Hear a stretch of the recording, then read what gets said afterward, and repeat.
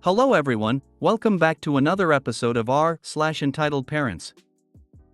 In today's episode, my mom feels entitled to my inheritance money. She wants to use it to put a down payment on a house. I only found out about it 6 years later because I looked into a cabinet in our house and did some research. Breaking NC? I just wanted to rest, and now she's mad at me. Before we get started, make sure to subscribe so you will never miss a video.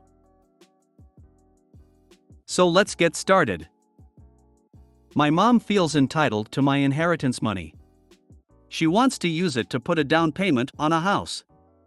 I only found out about it 6 years later because I looked into a cabinet in our house and did some research. I, 24F, found out earlier this year that I was supposed to receive around $160,000 in inheritance money when my father passed away. I found out by looking into a cabinet in our house. I was compelled to do so because my mother acts rich or poor whenever it suits her, plus other strange behavior. I found a letter that was addressed specifically to me from the life insurance company that had my inheritance. All I needed to do was submit some paperwork and they'd give me a check. I'm not sure how, but my mother somehow submitted documents for me and even cashed the check that was in my name. I'm also not sure why she felt entitled to it when she got $500,000 in inheritance herself. When I confronted her about it, she obviously did not take it well. She was very adamant that it's her money until I informed her that, after I found the documents, I called the life insurance company and received photocopies of the check, the submitted documents, etc. After I told her that, she tried negotiating with me, stating that she can give me $10,000 to start with, and then $2,000 every month. I said no.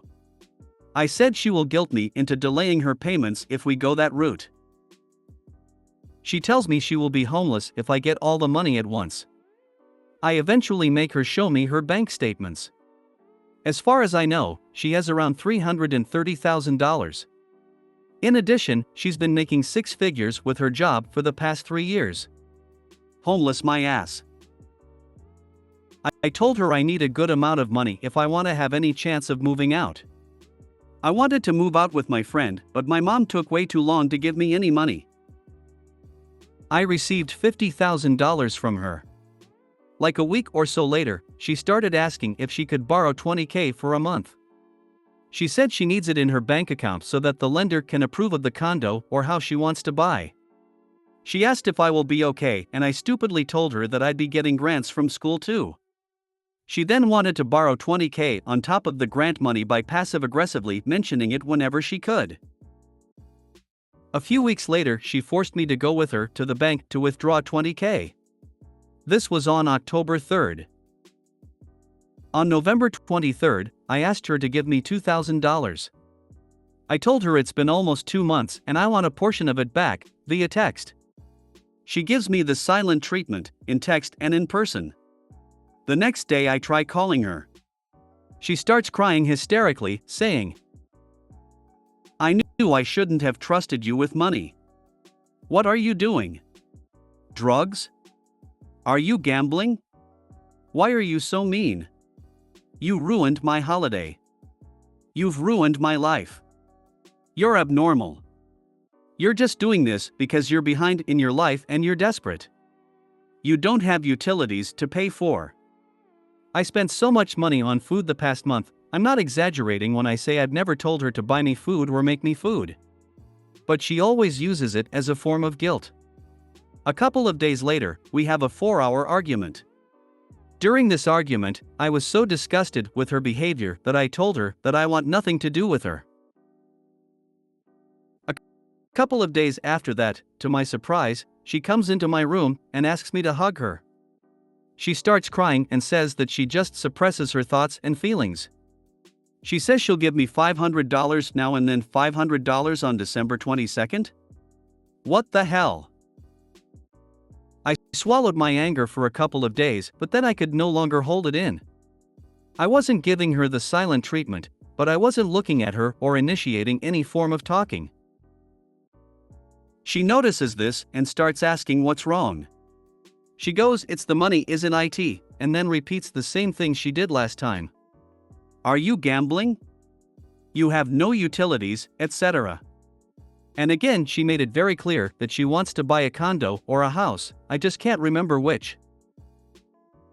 I told her I'm mad at her because you told me you needed $20,000 for a month. It's been over 2 months and now you're still not giving it. So you lied. After this, she started acting like she was about to cry, and then she left the house. She then transferred another $500. I haven't talked to her since. It infuriates me that she thinks she's entitled to this money. Why do you need a house? You're getting old and you're single. Secondly, not only was this money only in your account in the first place because you committed fraud, but now I let you borrow money, and you're going to treat it like it's an allowance? It's my money. Legally. Get over it. You already got $500,000 before you took my money. Since I was 18, I've been working minimum wage jobs. She's made it so clear as day that she thinks her needs are way above mine. I don't have utilities, I don't have a career yet, so I'm less important. Even if that's factually true, I'm your child and that money is legally mine. Also, I just want to share this example of her behavior that I just remembered. When I was 19, I was working at a tutoring place in addition to a restaurant, while taking 16 units in college, with no car. I was leaving the house one day to go get a haircut. My mom then asked me, "Where are you going?" I told her I'm going to get a haircut. She then says, verbatim, "Really? You're supposed to be using that money to help me." That's how entitled she is. Like OMG. At this point, she received $660,000, while her child, who is a full-time student with 2 jobs and no car, is not important enough to use the money they earn from their job to get a haircut. I'm so mad, and I just have a huge problem with getting this taken care of because I hate making people uncomfortable. This is also why I usually cannot blindside a person by randomly bringing an issue up. I usually have to text them first. But I'm starting to think that that's never a good idea. Ugh. Update 01/03/2023/ not sure if many people will see this, but I've contacted 5 law firms so far for consultations and will be discussing everything with them. I'm still absolutely terrified of going through with anything, but I'm trying to push myself through. I'm terrified that I'm not deserving of the money and that I'm a terrible person for doing this. Update January 14, 2023, had a consultation with a lawyer yesterday that said it seems like an open and shut case. They told me to see if I can do a little more digging in regard to my dad's assets before he passed, and to talk to the insurance company to see what my options are, and to call back on Tuesday the 17th. Get an attorney and sue her, she's manipulating you right and left. And she's falsified documents and stole your money. Press charges. Also, put the bank on notice. They released funds without OP's go-ahead. They are also responsible. Follow this advice op. You will never get the money that is rightfully yours unless you do. Get a lawyer. Mail fraud. Insurance fraud. Identity theft. Why are you being miserable for her? She's very likely ruining your credit and aspects of your future. You don't owe her anything. You need to stop this before it's too far. Also, check and freeze your credit. If you have to sue her for anything else, let's dig it out now. Your mother stole $160,000 from you and you're worried about making her uncomfortable? She obviously wasn't uncomfortable forging your signature to steal the money. She has the money in her account and you should demand she repay it in full immediately. She's a shit person for continuing to manipulate you, and so what if she suddenly can't afford something as a direct consequence of her theft? She should be grateful you haven't retained an attorney and come after her or called the police. This is why threats of using law enforcement work. We're such trained monkeys. Even especially when they screw us over financially. Honey, this is fraud, theft, and blatant financial abuse. You need out, and you need to get your money back from her. Most importantly, never give your mother a single penny ever again. You should also consider getting some help, because she's made it impossible for you to have perspective and realize just how bad she is to you. You deserve better, and your dad wanted you better prepared for life than this. Lawyer up, like yesterday. She is going to keep going into manipulating you. That money could be your lifesaver from a life with her close, and she knows it. Regain your power. Okay. So mom forges signature, gets $160,000 payout, then OP finds out and forces mom to show bank statements with approximate $330,000 balances. Mom pays OP $50,000 and then borrows $20,000 of that back? Why would anyone loan money back to the person who stole from them? If this is a true story, then fraud has occurred, and OP needs to be filing charges.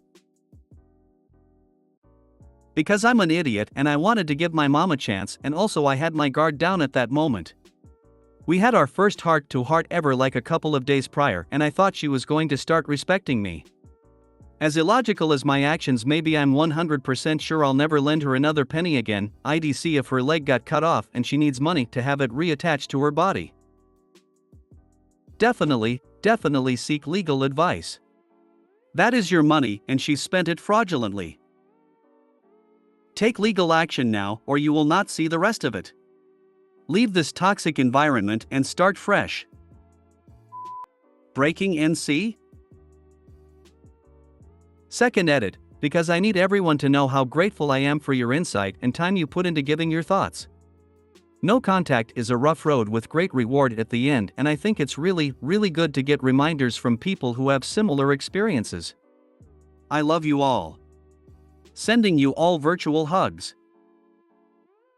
So in the past few months, I've had family members reach out and tell me my dad says he misses me. We've been in C for what will be 2 years this year. Just like everyone, I had my reasons. I've since gotten married and my husband and I have a very happy life. My parents didn't want to meet my husband the whole time we dated, and when he proposed I decided time waits for no one and we eloped.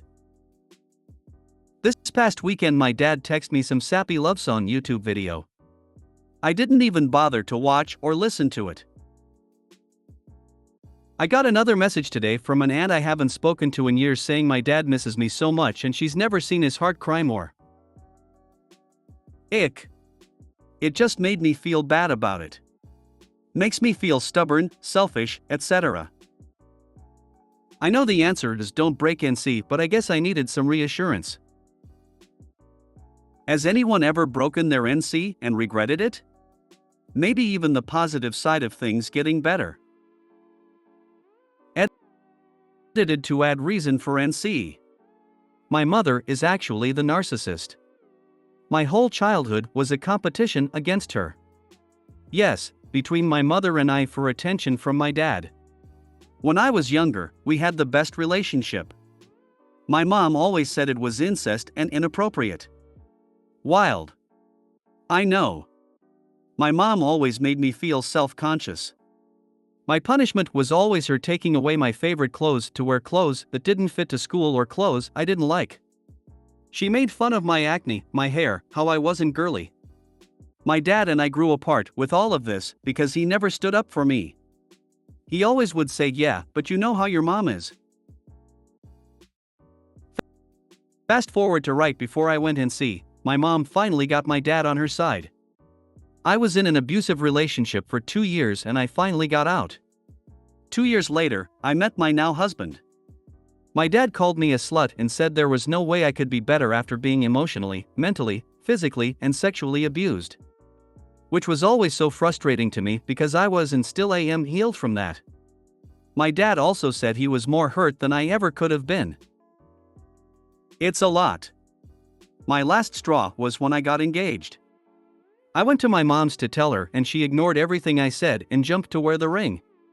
When I showed her, she took it off my finger, out it on hers, and said hopefully it's real.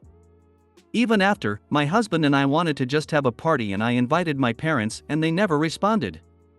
I invited 6 months out, 3 months out, 1 month out, 2 weeks prior, the week of and the day before, and got no response. So really, they initiated the NC. I could write a book on the things I experienced, but these were the major ones for me. Hun, you need to remember why you went NC. Missing you isn't an apology, it's a self-pity feeling. Do not allow emotional blackmail to drag you back mentally. 99% of the time I'm really good at reminding myself like you said. It's why this feeling lingered longer than usual. You're totally right. Thank you. She's never seen his heart cry more? What is that shit? She can but out. You made your decision and you're happy with your life now. Don't break NC. Just block them and go on being happy. I mean, I've never seen a heart cry, period. If one did, I'd be concerned. But agreed, the flying monkey can take the attempted guilt trip and shove it. If your mother is still in the picture and your father is either actively helping her or is enabling her poor behavior toward you, there is no reason to end NC. If your mother was out of the picture, then I could see a possibility to build a new relationship with him. But he's proven for years how he would not protect you and then even helped her attack you. The only way I would consider ending NC is if you can see him without your mother being there. And I seriously doubt your mother would allow that. So his heart can continue to cry while he ponders how he never protected his daughter from his wife's abuse. And he offers a massive apology. Sounds like aside from your mom, his views on abuse are horrific on their own. I never even thought about it this way. Thank you for your perspective. I honestly don't ever see them separating. Something to consider, write down a list of the reasons why you went NC. Make it as complete as you can. Find out, maybe from this flying monkey ant, what he has done to change each of those reasons. Go down the list until Flying Monkey either answers that he hasn't done anything to fix that problem, or he has tried but whatever he has done has been inadequate. Then thank the Flying Monkey for her time and end the conversation. You can now relax and stay NC, knowing that he hasn't changed, or changed enough, in ways that would make you want to be in touch with him again. If you have a good source of information other than this flying monkey, someone definitely on your side but who either is still in contact with your father or knows enough about his current situation from their own sources, ask this person instead, so that word won't get back to your father. 55M, went NC with my father the second I turned 18 and moved out, emotional and at times physically abusive. Stayed that way for almost 16 years despite people trying to get me to change my mind. It took the death of my wife to get me to lower my guard and let those people talk me into it. It was one of the biggest mistakes of my life, and if I could get a do-over in life, that would be one of the choices I made that I would change. My wife fought cancer for 2 years before she lost the battle, and he wasn't back in my life more than 15 minutes before he had to give his hard truth opinion that it was what she deserved, being a filthy illegal.